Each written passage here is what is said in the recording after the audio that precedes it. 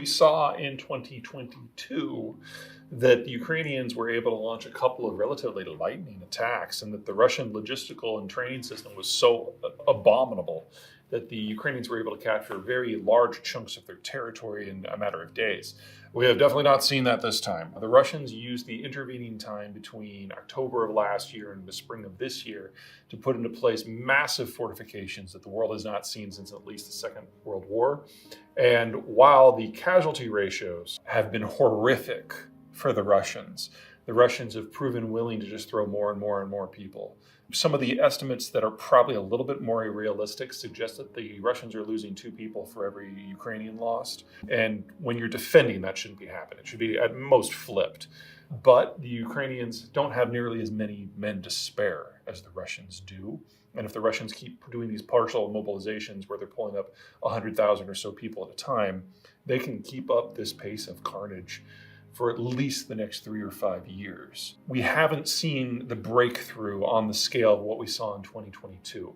And until we do, and I'm not saying it will happen, but until we do see that, this sort of long grinding fight is honestly what warfare has looked like in this part of the world for most of recorded history. Let me underline a couple of things. First of all, if the Russians are successful in Ukraine, that's not the end of the war. People forget that this is the 9th post-Soviet military conflict that the Russians have initiated. This is the most famous one. Okay. And if the Russians are to get what they feel they need to rebuild their outer defensive perimeter, that includes the city of Warsaw. So if the Russians are successful here, we will have a military assault that eventually will consume 5 NATO countries. So the smart play is to stop it here, stop it firmly so that that never happens. So keep that in mind, whatever your political views are on Ukraine, Russia, and the rest. This is not the end of the story. We're only midway through the story. And then second, there is a clock that is being run out. While the Russians have a lot more men than Ukraine does, the birth rate in the Russian system collapsed back in 1992. The Russians do have a lot more men than the Ukrainians have, roughly 8 million men in their 20s. But that's the last generation. The Russian birth rate collapsed with the post-Cold War era, and this is the last generation of fighters that the Russians can bring at scale to a conflict. So once they've gone through these people, or once they reach their 30s, that is really the end of Russia's capacity to launch an offensive conflict.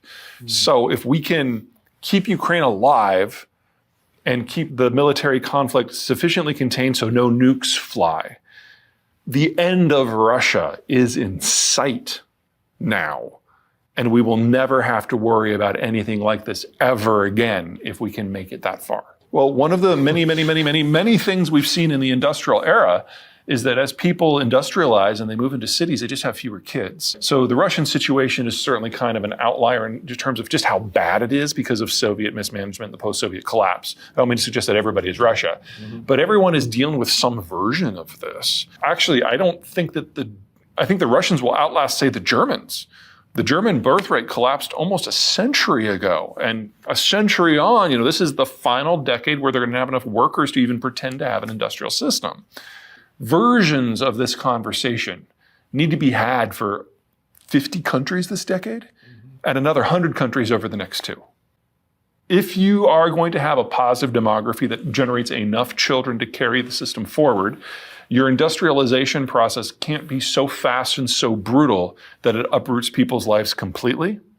And they also have to have hope for the future. You mean like sweeping through the countryside wholesale and forcing everyone to move into a city? Just off the top that of would be a great example of what not to do. Yeah. Okay. And so, obviously the Russians did that. We're only now seeing the impact of Stalinization. But the Chinese did it faster.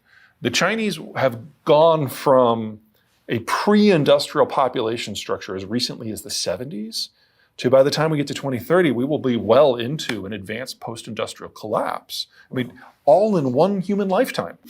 The countries that are in the thick of it and where this is probably their last decade. China's at the top of that list, but also on that list is Italy and Korea and Germany. Right around turn of the decade, going into the first half of the following decade, then you're talking about maybe the Spanish, Thailand at the end of the 2030s. Japan's a weird one. If you had asked me back, 15 years ago, I probably would have put them in kind of the vanguard because they were the world's demographically oldest country, oldest age structure, and most rapidly aging. But over the last 35 years, they have offloaded a lot of their industrial base, which kind of insulates them from the workforce collapse. They've really focused on the knowledge economy, and they bring the money from their earnings overseas to maintain their tax base. But most of all, they've been able to bring up their birth rate bit by bit by bit. So they're still old.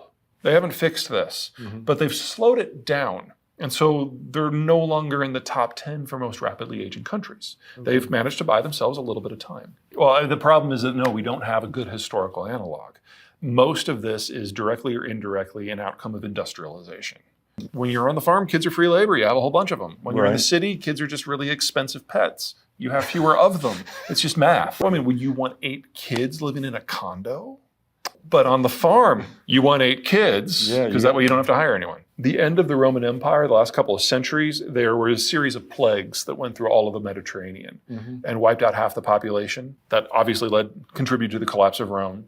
And the second one would be the Black Plague, which gutted the middle part of the age pyramid, people in their 20s and their 30s. That changed the labor structure.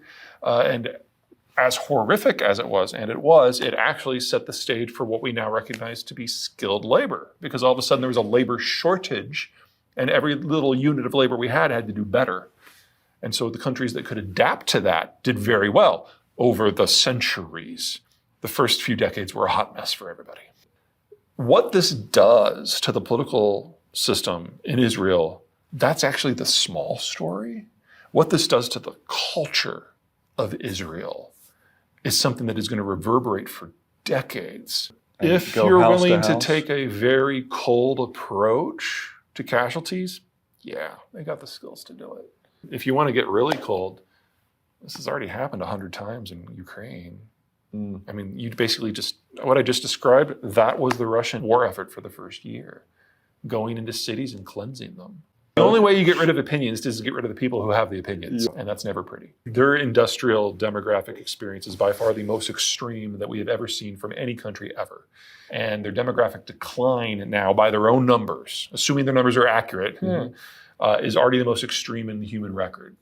And China will cease to exist as a unified, industrialized nation state within 10 years at this point, assuming nothing goes wrong and assuming their government is very good at managing the decline. But we have seen Chairman Xi basically gut the entire system of any source of information that might prove useful to a government. And so he is now making decisions in a black box, blind. No, we are looking at national collapse within 10 years. Let me at least partially explain why this hasn't really popped up. A lot has gone down in the last 5 years. Chairman Xi has created the world's most dramatic and tight cult of personality in human history, much more than Mao ever did. So information flow just isn't there. And then we had COVID, where all the numbers were scrambled, assuming we could get them at all. So it's only really since about April of this year that we're being able to see through some of the fog. And what we're realizing is that China isn't peaking now. They're not just about to peak. It's that they actually peaked before all of this noise. And then we missed all the data revisions. We missed all the political shifts because all these other things were going on. And now we're on the backside of it. So we now know that China's population didn't peak in 2022. It probably peaked back in 2012. We now know that India didn't become the world's largest population last year. That was probably 7 years previous. We now know that Americans didn't become, on average, younger than average Chinese. That probably happened 10 years ago as well.